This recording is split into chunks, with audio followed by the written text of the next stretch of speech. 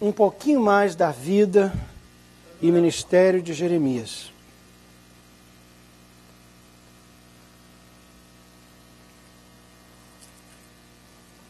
Se você gostaria de participar do culto de domingo, venha na quinta-feira para ser escalado também, ser preparado e estar ministrando no domingo. Em falar em ministração no domingo, na quinta-feira, qual é o tema dessa semana que nós aprendemos na quinta-feira? Alguém lembra? Alegria, glória a Deus. Estou notando a igreja alegre hoje. Alguém lembra Filipenses 4:4? A gente tentou decorar, hein? Filipenses 4:4, na quinta-feira passada. Alguém que estava aqui lembra? Começa com regozijai-vos. Regozijai-vos sempre no Senhor. Outra vez vos digo, regozijai-vos. E aprendemos que a vontade de Deus para a nossa vida é que o crente seja sempre alegre. Amém? Amém. Glória a Deus. Muito bem. Jeremias capítulo 18. No capítulo 18, Deus fala com Jeremias na casa do oleiro. Essa é uma das passagens mais famosas do livro de Jeremias. Jeremias 18, versículo 1. O Senhor Deus me disse, desce até a casa onde se fazem potes de barro e lá eu lhe darei a minha mensagem.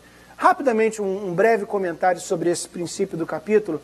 Eu acho interessante aqui que Deus falou com Jeremias. Jeremias, olha, vai na casa do olheiro e lá eu vou falar com você. Por que não falar com Jeremias ali onde ele estava? Ele já tinha a atenção de Jeremias, mas em vez de falar com Jeremias tudo que Deus tinha para falar com ele, ele fala, Jeremias, vai num determinado lugar e ali eu vou continuar falando com você. Eu acho isso interessante, queridos, porque olhando a Bíblia nós vemos que esse é o padrão de como Deus fala e age com o seu povo. Ele nunca entrega a revelação dele completa de uma só vez para as pessoas. Lembra que foi assim com Abraão? Ele chamou Abraão e disse assim, Abraão, sai da tua casa e da tua parentela para uma terra que eu te mostrarei. Ok, Senhor, eu vou fazer isso. E aonde é essa terra? Vai que eu te mostrarei. Não é agora que eu vou te mostrar, eu vou te mostrar à medida que você caminha, à medida que você vai, à medida que você avança. E é assim que Deus faz, queridos. Quando a gente quer receber de Deus, a gente tem que receber a mensagem inicial, a revelação inicial, e dar o primeiro, o segundo, o terceiro passo para que ele continue revelando. Foi assim também com Moisés. Lembra que Moisés estava no deserto e Deus quis falar com ele? Como é que Deus chamou a atenção de Moisés? Deus apareceu numa sarça que ardia e não se consumia. Mas esse foi o início da revelação. Foi necessário que Moisés se dirigisse a essa sarça.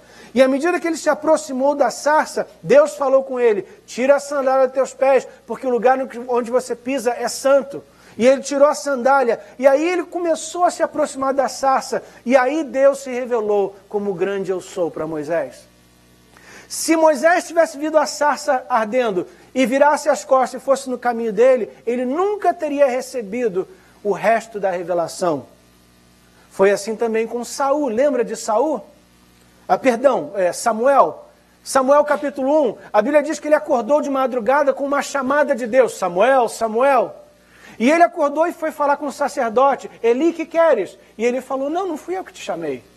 Volta a dormir. Samuel deitou de novo. A voz chamou ele de novo, Samuel, Samuel. Ele acorda, corre para Eli. Não fui eu que te chamei, Samuel, volta a dormir. 3 vezes isso aconteceu. Finalmente a ficha caiu e Eli falou, olha, é Deus que está querendo falar com você. Na 4ª vez, então, instruído por Eli, quando Deus chama Samuel, Samuel diz, fala, Senhor, porque o teu servo ouve. E é só agora que Deus se revela a Samuel e conversa com ele. Note, queridos, que Deus podia ter falado com Samuel da primeira vez que ele acordou Samuel. Mas ele esperou Samuel entender o que estava se passando, responder a Deus, chamar a Deus por nome e dizer, Senhor, fala porque o teu servo ouve. Deus muitas vezes espera de nós uma reação, uma resposta, um passo de fé. Foi assim também com Paulo. Paulo teve um encontro com Deus, Mas nesse encontro ele perdeu a vista e ficou atordoado porque ele sabia que algo sobrenatural tinha acontecido com ele. Mas a revelação completa não veio ainda. Foi necessário Deus levantar um profeta que veio falar com ele e dizer, olha, é isso aqui que Deus quer de você. E assim é, queridos, que em toda a Bíblia nós vemos esse padrão. Deus nos chama e a gente tem que responder. Deus nos atrai e a gente tem que ir até Ele. Tem gente que pensa, Deus sabe onde eu moro, Deus sabe o meu endereço, Deus sabe o número do meu telefone. Se Deus quiser falar comigo, Ele vem aqui falar comigo. E cruza o braço. E depois fica chateado porque Deus não está falando. Se você quer ouvir a voz de Deus, e se Deus despertou em você um desejo para ouvir a voz dEle, você tem que dar um passo de fé, você tem que caminhar na direção dEle. Você tem que vir à igreja.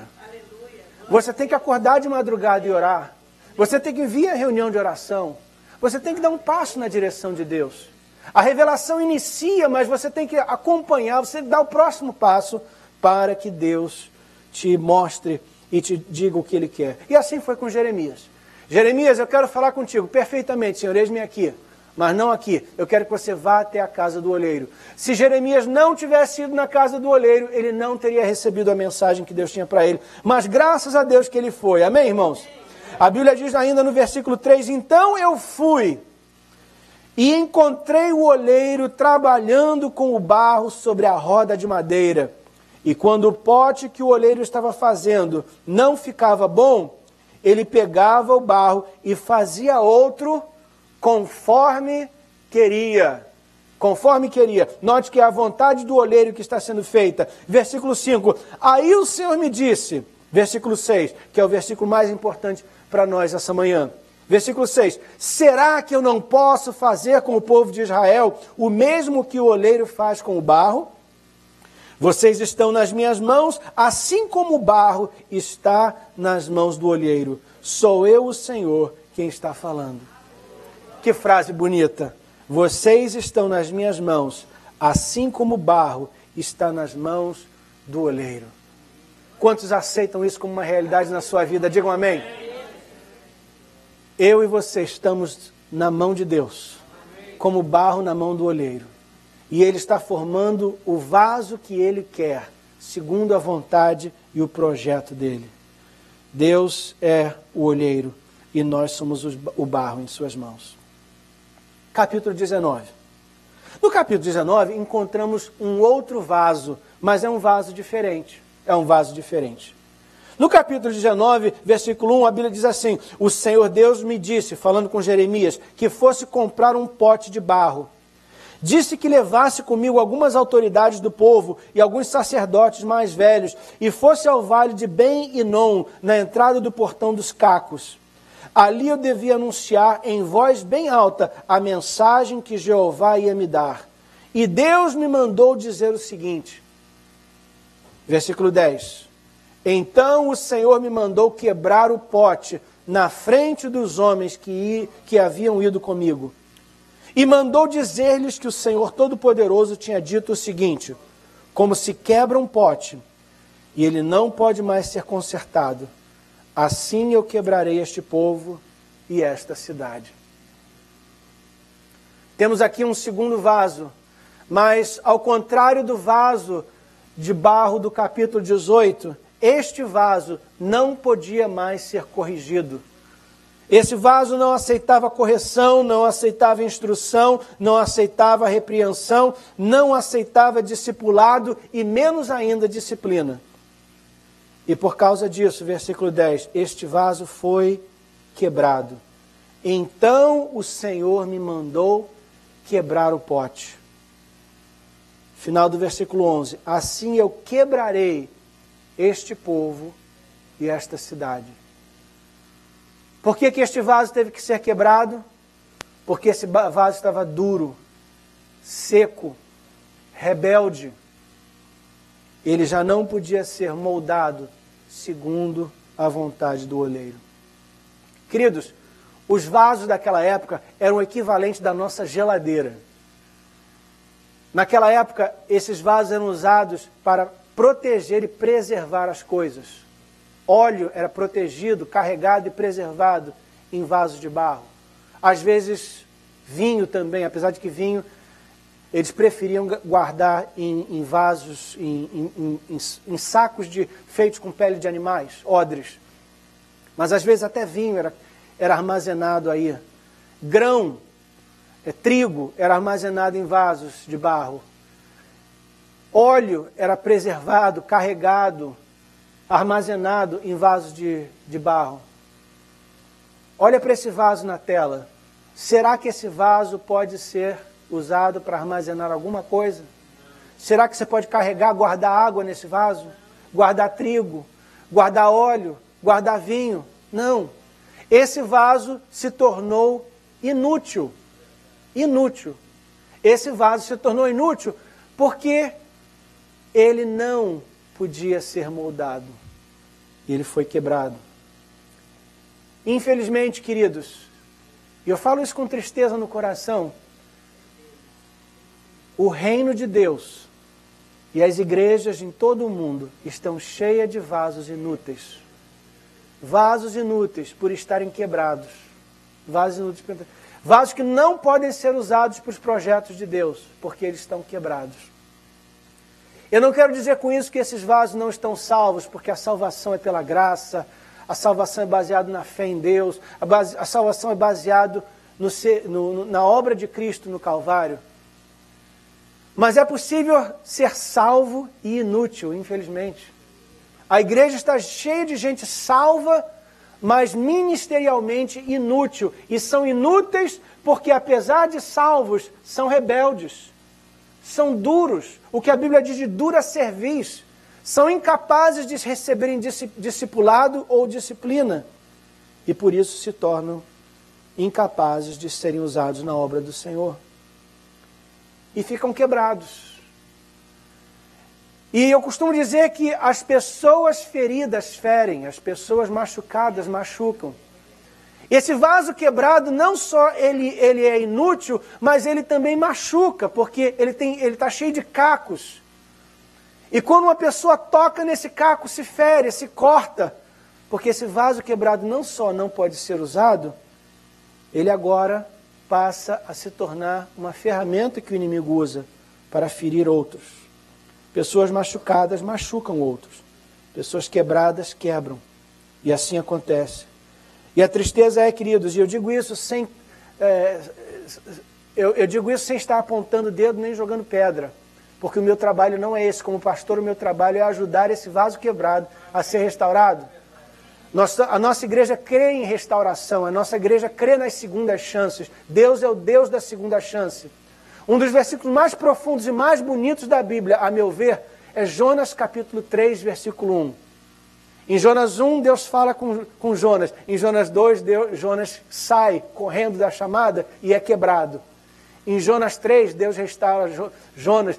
E o versículo, Jonas 3, capítulo 1, diz assim: e veio a mim a palavra de Deus a segunda vez. É um dos versículos mais bonitos para mim na Bíblia. E veio a mim a palavra de Deus uma segunda vez. Deus é o Deus das segundas chances. E essa igreja, o nosso ministério está dedicado a restaurar vasos quebrados. Mas o único vaso que pode ser restaurado é um vaso que aceita ser restaurado. É um vaso que volta a ser como o capítulo 18 de Jeremias. Porque a Bíblia diz que existem dois tipos de pessoas, dois tipos de vasos. Provérbios 15 fala sobre isso.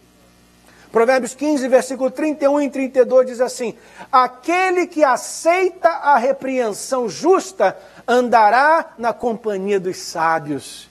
Quem rejeita conselhos prejudica a si mesmo, mas quem aceita a correção fica mais sábio. Quem aceita a correção fica mais sábio. Queridos, o que diferencia o vaso do capítulo 18 de Jeremias e o vaso do capítulo 19 é que um aceita a correção e o outro não. Amados, vamos ser práticos aqui. A verdade é que todos nós, em algum instante da nossa vida, possivelmente até agora, hoje, aqui, o Espírito Santo começa a agir na nossa vida, no nosso coração, tentando fazer uma mudança, tentando nos moldar segundo a imagem de Cristo, tentando mudar alguma coisa em nós, tentando tirar alguma coisa que não era para estar ali, um sentimento, uma vontade, um sonho, um relacionamento, um compromisso, um vício. E Deus fala, querido, meu filho, isso aqui não, eu tenho que tirar isso aqui. Porque eu quero te usar, eu quero te encher de água, eu quero te encher de óleo, eu quero te encher de vinho, eu quero te encher de alegria, eu quero te encher de unção, eu quero te encher de bênção, eu quero te encher de alimento, mas com isso aqui não, isso aqui tem que ser mudado, isso aqui tem que ser removido. E quantas vezes a gente endurece o nosso coração? Ah, isso não, Senhor. Outra coisa, mas isso não. Isso aqui, só isso aqui, Senhor, deixa só isso aqui, por favor, Senhor, isso aqui não. Esse relacionamento não, esse hobby não. Esse sentimento, Senhor, eu perdoo todo mundo, eu perdoo qualquer pessoa, mas essa pessoa não. Aquela não. Qualquer pessoa, aquela pessoa não. Ele não, ela não. Senhor, tu sabe o que ele fez comigo, tu sabe o que ela falou de mim, essa pessoa eu não perdoo. Aí a gente endurece o nosso coração. E quando a gente endurece, Deus insiste, e a gente endurece, Deus insiste, a gente endurece, Deus insiste. E eventualmente, não é Deus que vai quebrar não, queridos. Sabe quem quebra? Somos nós. E ao nos quebrarmos, nos tornamos inúteis para a obra do Senhor. Porque seguramos a nossa vontade. Não, o que eu quero, eu quero. Aí, nessa briga com Deus, a gente sempre sai perdendo. E a coisa que a gente perde é a nossa utilidade no reino de Deus. Mas aquele que aceita a correção fica mais sábio. Cara, queridos, é a correção, é o não que diferencia um barro do outro, um vaso do outro. Enquanto o pastor está dizendo sim, todo mundo é vaso maleável. Pastor, posso fazer isso? Pode. Ah, que pastor bom. Pastora, posso fazer isso? Pode. Ah, que pastora boa. Igreja, posso fazer? Pode. Ah, que igreja boa. No momento que a igreja diz não, que o pastor diz não faça, que a pastora diga não vai por aí, aí o barro endurece. Senhor, eu posso fazer isso? Pode, vai meu filho, eu vou te abençoar. Ah, que Deus bom. Que Deus maravilhoso. Senhor, eu te amo. Senhor, eu posso ir nesse caminho? Pode. Ah, que Deus bom. Olha como Deus é bom. Deus, eu posso fazer isso? Meu filho, não faça. Ah, Senhor, mas eu realmente quero fazer. Ah, mas eu gosto tanto, Pai. Ah, mas é isso que eu escolhi, Senhor. É essa profissão que eu quero. É esse trabalho que eu quero. É ir para aquele lugar que eu quero. É com essa pessoa que eu quero ficar. Não faz, meu filho. Não, mas eu vou fazer. Não faz, meu filho. Daqui a pouquinho o vaso quebrou. E quebrado se torna inútil. Salvo, mas inútil. Salvo, mas estacionado. E não só estacionado, mas machucado e machucando outros. Quem aceita a correção fica mais sábio. Aquele que aceita a repreensão justa andará na companhia de sábios. Qual desses vasos é você? O vaso de Jeremias 18 ou o vaso de Jeremias 19? O vaso de Jeremias 18 é moldado segundo a vontade de Deus. O vaso de Jeremias 19 é quebrado. Jeremias entregou essa mensagem. E aí você espera que tudo ficou bem, né? Porque ele foi obediente à palavra de Deus. Não é isso que a gente espera? Mas não foi bem isso que aconteceu. Capítulo 20, versículo 1 e 2. Se você acha que é difícil servir a Deus, olhe a vida de Jeremias. Passur, filho de Imer, era sacerdote e chefe dos serviços do templo. O serviço do templo era a equipe de segurança do templo, os guardas do templo. E Passur, ele não só era pastor da equipe pastoral, ele era sacerdote, mas ele era o chefe da segurança do templo. E quando ele ouviu a mensagem de Jeremias, ele mandou que eu fosse surrado e preso com correntes no portão de Benjamim, o portão de cima que dá para o templo. Para aí para pensar sobre o que aconteceu.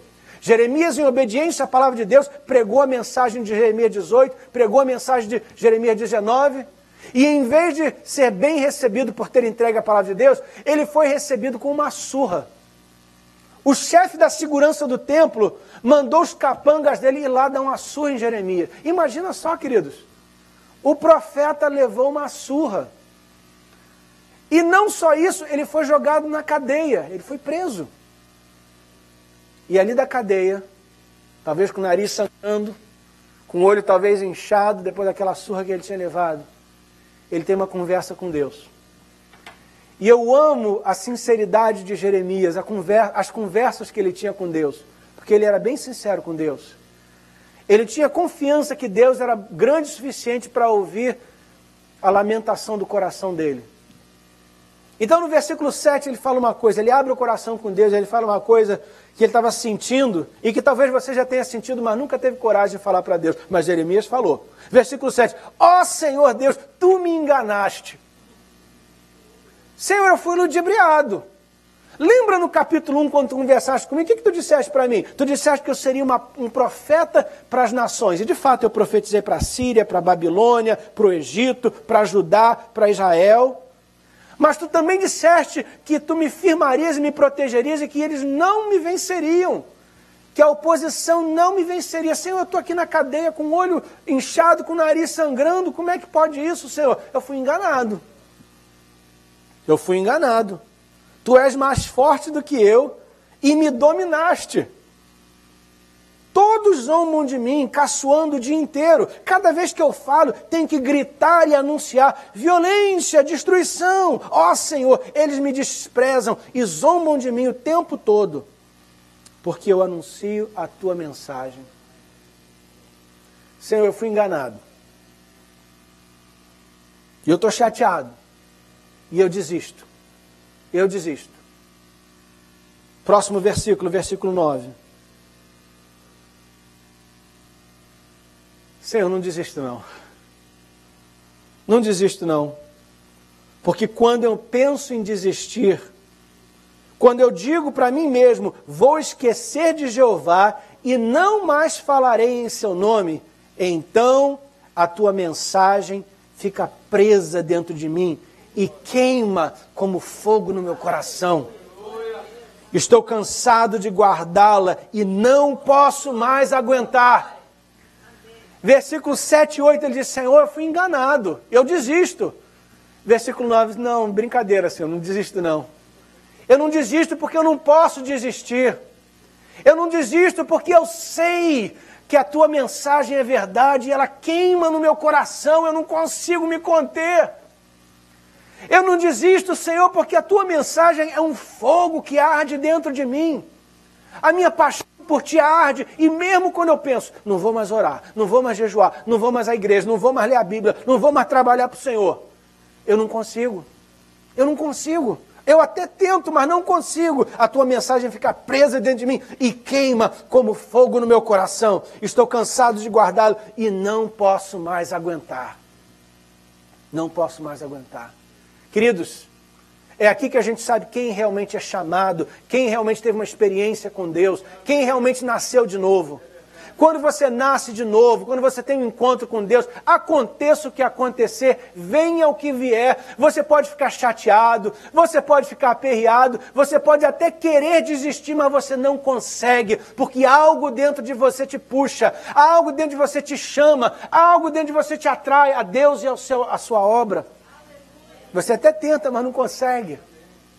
Eu sei porque eu já tentei e não consegui. Glória a Deus por isso. Aleluia. O amor do Senhor nos constrange, Ele nos amarrou com laços de amor e a gente não consegue desistir. A gente não consegue parar de ministrar. Há 2 sextas-feiras atrás eu tive um encontro com a equipe de louvor, tivemos um tempo juntos. E eu me lembro, eu encorajei eles, eu falei, olha, vocês descubram quem você é em Deus, descubra a sua identidade, porque depois de você descobrir a sua identidade, você não consegue parar de fazer o que você faz, porque você não faz por fazer, você faz porque você é aquilo. Você é aquilo é a sua identidade, é quem você é. E se você descobre que você é um adorador, você não consegue parar de adorar, porque é parte da sua identidade. É o que você faz. É o que você faz. Aquilo queima no teu coração. Quando você tem uma paixão para servir, você não aguenta parar de servir. Quando você tem uma paixão para limpar a igreja, você almeja isso, você pensa nisso, você quer ver a igreja limpa. Quando Deus te dá uma chamada para interceder, para ser intercessor, você sente a paixão, aquilo queima no teu coração. Aconteça o que acontecer, você não consegue parar. Quando Deus te chama para evangelizar, para o campo missionário, para pastorear, ou para qualquer outra forma de ministério, com essa chamada vem uma paixão, vem um fogo que queima no teu coração. Que Deus nos dê um coração ardendo, queridos. Que o nosso coração possa arder por Deus e pela obra do seu reino. Quando o seu coração não queima, quando o seu coração não queima, quando o seu coração não está ardendo, você vai ver alguns sintomas. O primeiro deles, quando o seu coração não queima, cada desafio é uma razão para parar. Cada desafio é uma razão para parar. Você é professor de escola dominical, você ministra para as crianças, você toca um instrumento, você limpa a igreja, você trabalha na produção, você é um recepcionista, você faz parte da junta administrativa da igreja, o que for. Aí surge um desafio, surge um problema, surge uma dificuldade. E essa dificuldade se torna uma razão para você desistir. Ah, não dá para fazer mais não. Não posso fazer mais. Por que, meu irmão? Por que, minha irmã? Por causa disso, por causa de A, B e C. Isso é sinal, queridos, de um coração que não está queimando. É um coração sem paixão. É um coração gelado, frio. Quando o nosso coração não queima, qualquer coisa nos distrai. Qualquer coisa. Um namorisco nos distrai. Um programa na televisão nos distrai. Um jogo na televisão nos distrai. Um comentário nos distrai. Uma crítica nos distrai. Um carro novo nos distrai. Um trabalho nos distrai. Qualquer coisa te distrai. Meu irmão, você faltou o culto. Meu irmão, você não foi na classe. Meu irmão, você não está ajudando. Ah, pastor. Ah, meu irmão. Ah, minha irmã. A gente se distrai à toa. O problema não é na distração, o problema é o coração. O coração que não está queimando. Quando o seu coração não queima, você precisa de impulso externo. Impulso externo. É aquela pessoa que sempre precisa de alguém incentivando, alguém cobrando, alguém empurrando, alguém ajudando, alguém elogiando, alguém telefonando, alguém mandando um e-mail. Isso é sintoma de um coração que não queima. É sintoma de um coração que não queima. Se você precisa de constantemente ser lembrado da sua chamada, constantemente ser lembrado da sua responsabilidade, do seu compromisso, a verdade é que você ainda não tem um coração queimando. Se você constantemente precisa que alguém te chame, alguém te telefone, alguém te elogie, alguém te agradeça, alguém te encoraje, não há um impulso interno e por isso você precisa de impulso externo.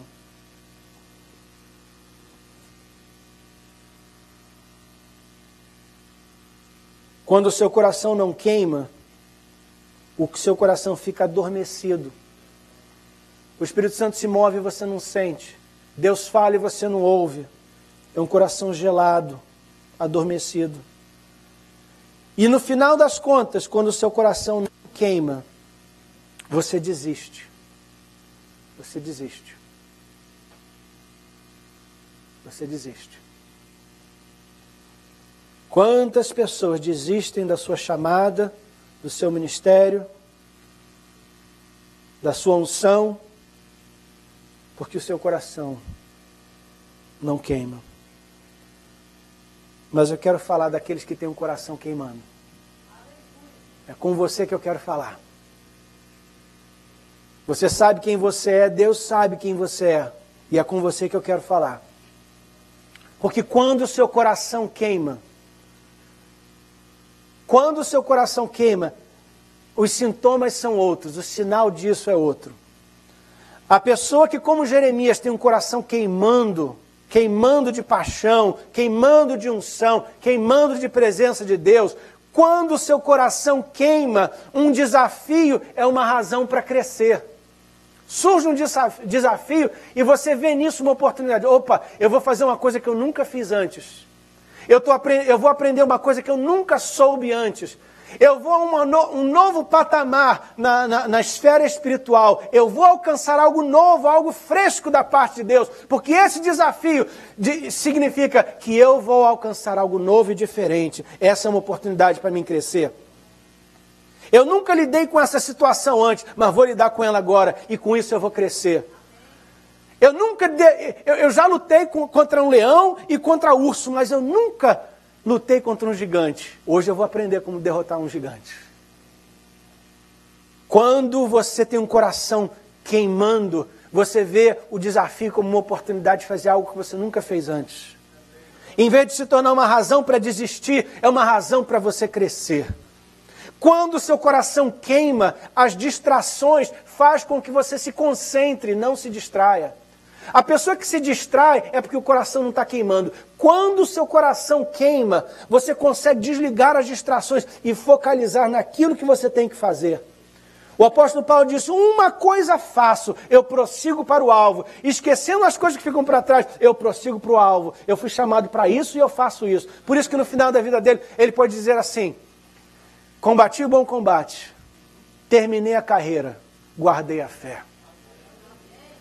Quando o teu coração queima, queridos, as distrações, o barulho, o ruído, a crítica, o problema, a objeção, a falta de ibope, a falta de compreensão e o que for mais, acontece, as chamadas do inimigo, as tentações, mas você se concentra cada vez mais, até que você entende, olha, eu tenho uma coisa para fazer e é essa coisa que eu vou fazer.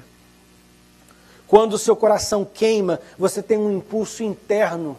Algo dentro de você te leva para frente, algo dentro de você te empurra. Você não precisa... Quantas pessoas aqui já empurraram um carro na sua vida? Mais de uma vez, né? O carro quebra, faltou gasolina. Acho que aqui acontece também, acho que no Brasil acontecia mais, não sei porquê. Mas de quando em quando a gente se via empurrando um carro. O carro que precisa de ser empurrado é o carro que perdeu a sua combustão interior. Os irmãos lembram que a Revolução Industrial, que aconteceu no século XVIII, a Revolução Industrial foi a mudança de motores, equipamento movido à força animal para a força do motor movido a vapor. Então, o motor movido a vapor foi o que começou a Revolução Industrial e mudou o curso da história. Mas aí veio um homem chamado Henry Ford e ele inventou algo que era melhor ainda do que um motor movido a vapor, que era um motor que aparentemente movia por si próprio. É chamado o motor de combustão interna. O seu carro tem um motor de combustão interna. O motor de combustão interna, a explosão, o impulso, o ímpeto de ir à frente acontece dentro dele, não vem de fora, vem de dentro. Mistura um pouquinho de gasolina, um pouquinho de oxigênio e uma faísca e tem uma explosão lá dentro. E essa explosão causa com que o motor ande. O seu carro só para de andar se a combustão interna dele parar. Caso contrário, ele vai continuar andando.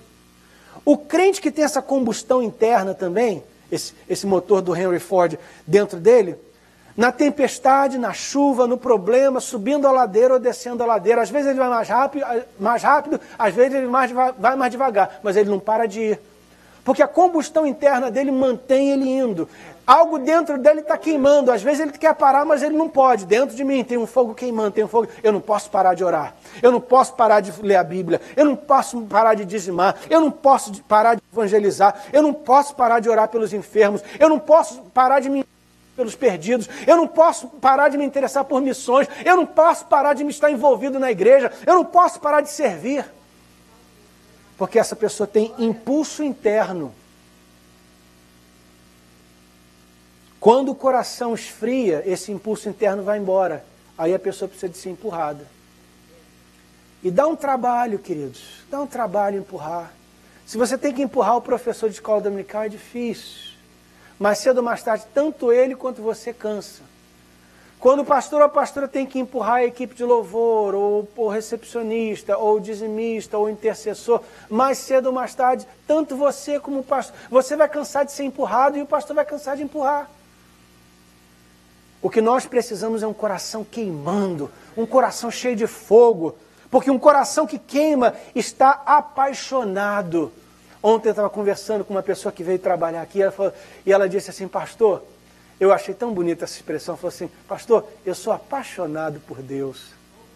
Eu às vezes acordo de madrugada e falo assim, Senhor, eu te amo tanto. E eu falei para essa irmã, isso é o mais precioso para Deus. Isso aí é mais precioso do que o seu serviço para Deus. Deus se agrada do seu serviço, mas Ele tem muito anjo para fazer o que a gente faz, melhor até do que a gente faz. Cantar, anjo canta melhor. Pregar, anjo prega melhor. Tudo que a gente faz, anjo poderia fazer melhor, mas Deus confia a nós o serviço dele, mas o que Ele realmente quer, misericórdia quero e não sacrifício. O que Ele realmente quer é misericórdia, é amor. Jesus diz, ama o Senhor teu Deus de todo o teu coração, de toda a tua alma, de todas as tuas forças, e o teu próximo como a ti mesmo.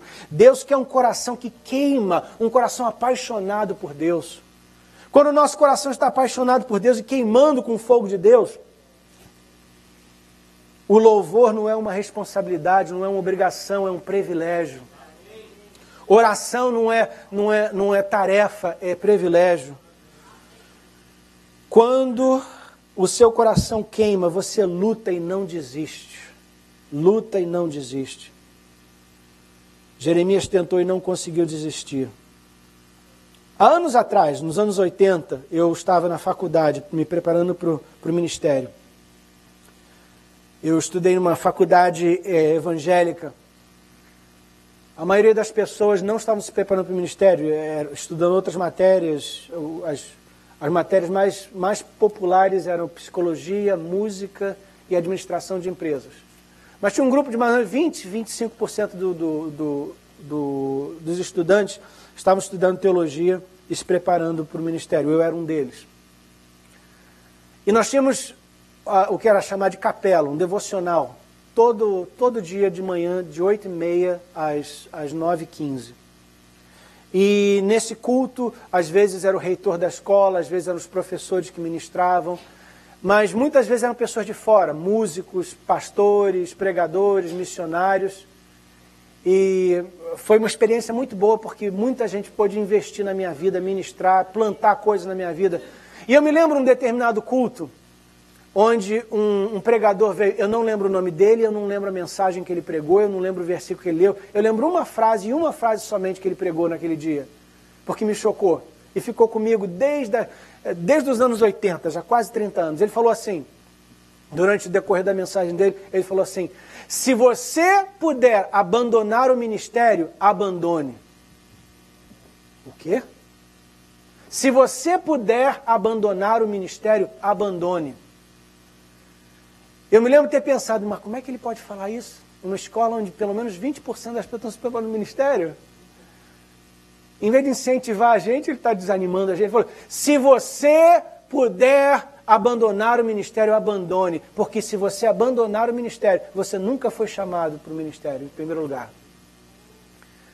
Ele diz, quem é chamado não consegue abandonar mesmo que queira. Se você conseguir abandonar, abandone, porque você não foi chamado. Uau! 30 anos mais tarde, ele tinha toda a razão do mundo. Quando você consegue abandonar a sua chamada, é porque você nunca foi chamado. Quem é realmente chamado por Deus, mesmo que tente, não consegue. Como Jeremias, a mensagem queima dentro de nós. A chamada queima dentro de nós. A paixão queima dentro de nós. E a gente luta, pode morrer lutando, mas desistir não. O que me faz lembrar de um dos versículos mais importantes na Bíblia. De quando em quando eu olho para mim mesmo no espelho e falo esse versículo para me lembrar dessa realidade. É Hebreus capítulo 10, versículo 38 e 39, principalmente o versículo 39. Hebreus 10, 38 e 39 diz assim, e todos aqueles que eu aceito terão fé em mim e viverão, mas se uma pessoa voltar atrás, eu não ficarei contente com ela.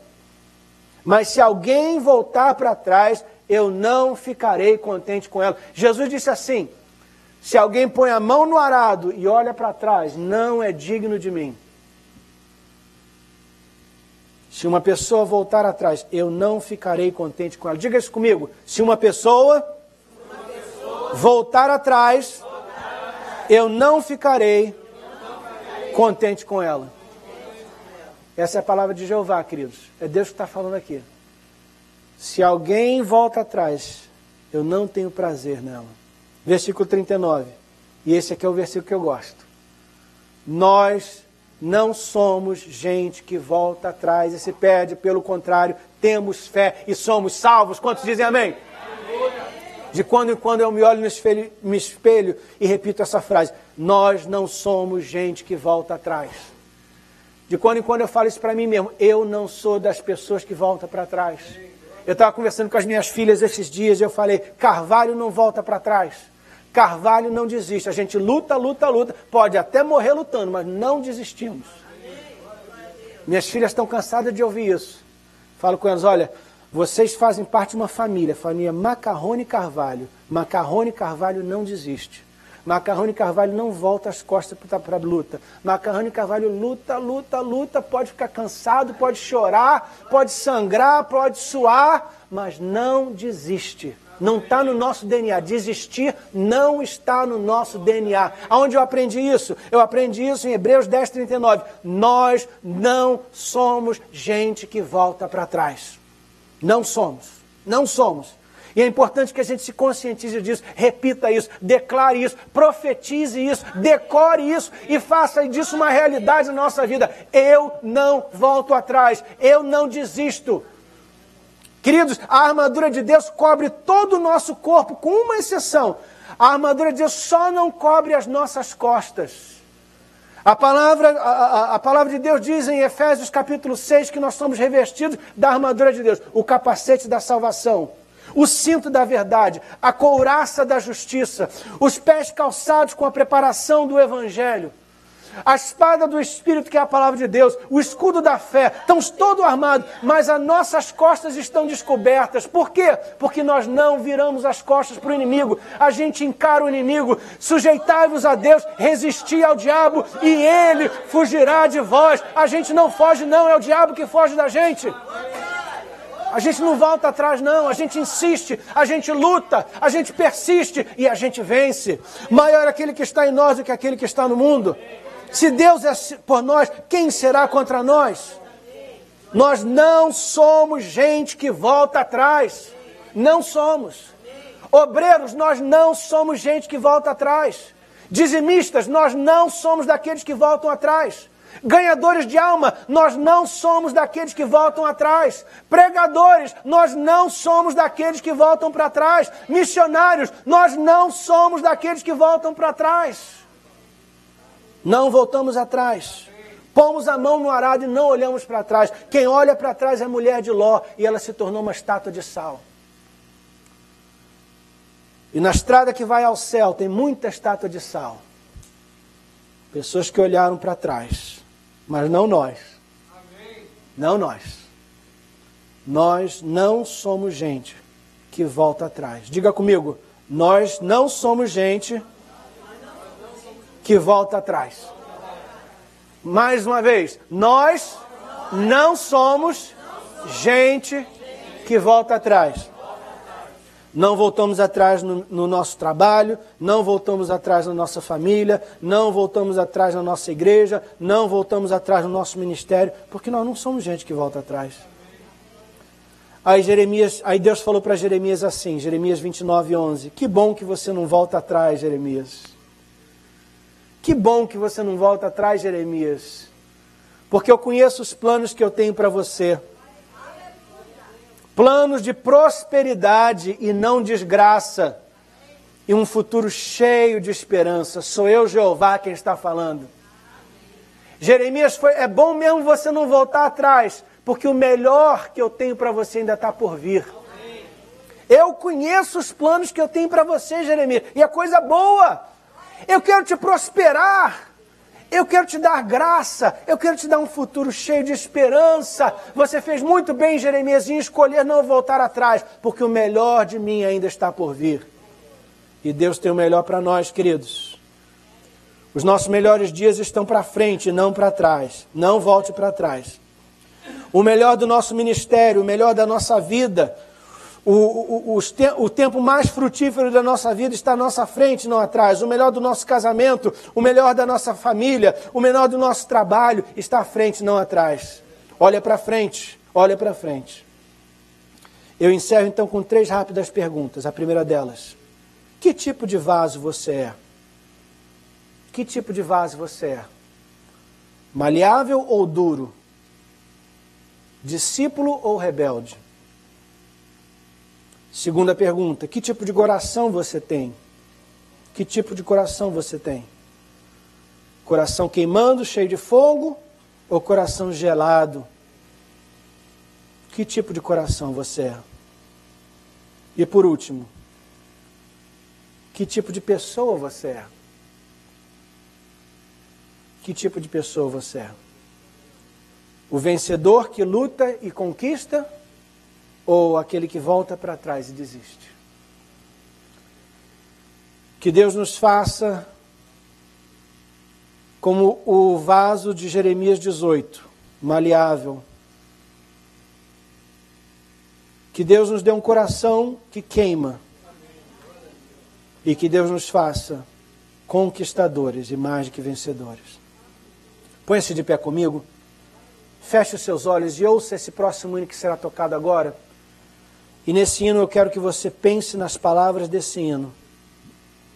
E enquanto esse hino toca, eu te convido a pedir que o Espírito Santo faça uma obra no seu coração.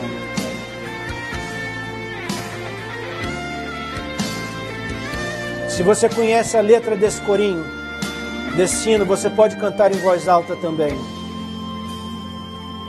Se tu olhares, Senhor, Pra dentro de mim, nada haverá de bom, mas um desejo eu tenho de ser transformado. Preciso tanto do teu perdão, dá-me um novo coração, dá-me um coração igual ao teu, meu mestre, dá-me um coração igual ao teu, coração disposto a obedecer, cumprir todo o teu querer, dá-me um coração igual ao teu. Essa é a nossa oração nessa manhã, Senhor. Dá-nos um novo coração. Se tu olhares, Senhor, pra dentro de mim, nada encontrarás de bom, mas um desejo eu tenho de ser transformado. Preciso tanto do teu perdão, dá-me um novo coração, dá-me um coração igual ao teu, meu mestre, dá-me um coração igual ao teu, coração disposto a obedecer, cumprir todo o teu querer, dá-me um coração igual ao teu, dá-me um coração igual ao teu, meu mestre, dá-me um coração igual ao teu, coração disposto a obedecer, cumprir todo o teu querer, dá-me um coração igual ao teu. Ensina-me a amar o meu irmão, a olhar com teus olhos, perdoar com teu perdão. enche-me do teu Espírito, endireita os meus caminhos. Ó Deus, dá-me um novo coração. Assim seja, Senhor. Endireita os nossos caminhos. Assim seja, Deus. Ó Deus, dá-me um novo coração. Dá-me um coração igual ao teu, meu mestre. Dá-me um coração igual ao teu, coração disposto a obedecer, cumprir todo o teu querer. Dá-me um coração igual ao teu. Dá-me um coração igual ao teu, coração disposto a obedecer, cumprir todo o teu querer. Dá-me um coração igual ao teu. Aleluia! Glória a Deus! Glória a Deus! Amados, nós vamos encerrar o culto em alguns momentos. A equipe do louvor vai estar cantando o último hino, que vai ser a nossa bênção apostólica para nos despedir. Mas antes disso acontecer, eu quero fazer uma rápida oração. Porque eu sei que, como Jeremias, de vez em quando a gente leva uma surra, de vez em quando a gente se sente jogado na prisão. E como Jeremias, a gente de vez em quando fala para Deus: Senhor, eu quero desistir. Mas hoje Deus falou para a gente em alto e bom som: não desista. Nós não somos daqueles que voltam atrás. Eu quero orar por você, para que Deus taque fogo no seu coração. E que mesmo quando você quiser desistir, você, como Jeremias, também diga: ah, Senhor, eu até tentei, mas não vou parar não. Porque a tua mensagem, a tua paixão queima no meu espírito. Venha o que vier, aconteça o que acontecer, estou contigo e não abro, não desisto. A minha oração então é que Deus te dê esse coração. Se essa também é a tua oração, pegue sua mão direita, põe ela sobre o seu coração. E fazendo das palavras desse hino a nossa oração, oremos agora. Jeová, dá-nos um coração igual ao teu. Coração disposto a obedecer, ouvir todo o teu querer. Dá-nos um coração igual ao teu. Pai, que cada marido saia daqui com um coração que queima de paixão pela sua esposa. Que cada esposa saia daqui com um coração que queima de paixão pelo seu esposo. Que cada papai, cada mamãe saia daqui com um coração que queima de paixão pelos seus filhos. Que cada filho, cada filha saia daqui com um coração que queima de paixão pelos seus pais. E que digam: eu vou lutar pela minha família, eu vou lutar pelo meu lar, eu vou lutar pelo meu casamento. Que saímos daqui com um coração que queima de paixão pela igreja, pelo povo de Deus, pela nossa chamada ministerial. Um coração que diz: eu não desisto, eu não paro, eu não desanimo, eu não volto atrás, eu não viro as costas para o inimigo. Eu luto e eu venço. Cada desafio é uma oportunidade para mim crescer. E em nome de Jesus eu vou avançar. Eu matei um leão, eu matei um urso e agora eu vou aprender a destruir, derrubar um gigante. Aleluia. E mais importante do que tudo, que saímos daqui com um coração que queima por paixão. Queima de paixão por Deus. Um coração apaixonado, um coração que, como aquela irmã falou: ah, pastor, eu sou apaixonado por Jeová. Que Deus nos dê um coração apaixonado por Deus.